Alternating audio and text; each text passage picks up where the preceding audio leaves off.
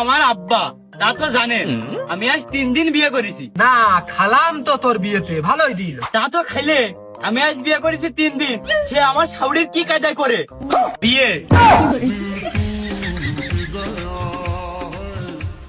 কিরে মালটা ভাই, কি দিয়ে কি কাজ টুক করেছিস কি? ওই রকম করে লজ্জা দিস না দিন, বিয়ে তো খারাপ কিছু না।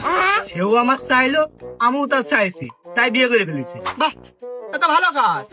কেমনই তাই এ নিয়ে সালিশের কি আছে? তা আবার হয়, আমার আব্বা যদি আমার শাশুড়ির বিয়ে করে তাহলে আমার বউ তার মেয়ে হয়ে গেল না আমার আব্বার, আর এদিকে আমি তো তার ছেলে আগের থেকে আছি, তাহলে আমরা দুইজন ভাই বোন হয়ে গেলাম না।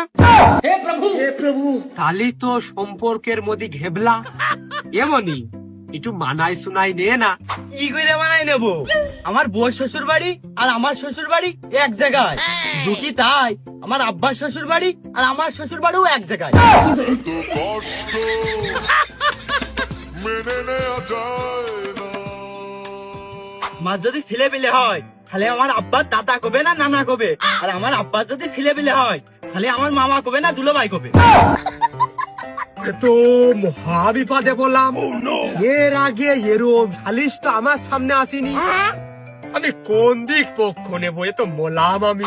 আমার বউ আমার সাথে ঝগড়া করে বাপের বাড়ি যাবে কি করে? বাপের বাড়ি যে ঘুরের মধ্যে ওই রাস্তাতে ঘুরে আসে কি আবার এই বাড়ি উঠবে? আরে বাপু, ঝগড়া না নাই করলে?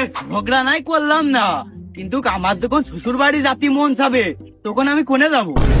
আরে যা, তুই আমাকে বাড়িতে আসেন, যা তোর পাস। এক তো রান্ধো না, খালিশ করে পোল্ট্রি ছাপিয়ে বেড়াও, আমার বাড়িতে আমি মূল্য খাবো? কেন তোর ঢুক পিঠা বানাত কোবানে? ধূপ পিঠে নাই শীতকালে বানাইলে, গরমকালে আমার কি হবে? পাকান পিঠা বানা মানে? আচ্ছা এই পর্ব গেল, তা আমার আব্বার আমি আব্বা কব না শ্বশুর কব? তো পাইয়ে দিলাম না। এ তো আমি কি কঠিন প্রশ্নের সম্মুখীন হলাম রে। এ তুই একবার একটু ডেডি কয়া দিনি। আমি নাই রেডি করলাম, আমার বউ আমার আব্বা শ্বশুর কবে না আব্বা কবে? আর পাইয়ে দিয়ে দিলাম না। এটা কি রে? আচ্ছা হ্যাঙ্গলে হচ্ছে না মাত্রবার, আমি আমার শাশুড়ির মা কব না শাশুড়ি কব, কোনটা কব কয়ে দাও? এবার তুই এক কাজ কর, ওই মাম্মি ডাইলিং কবি।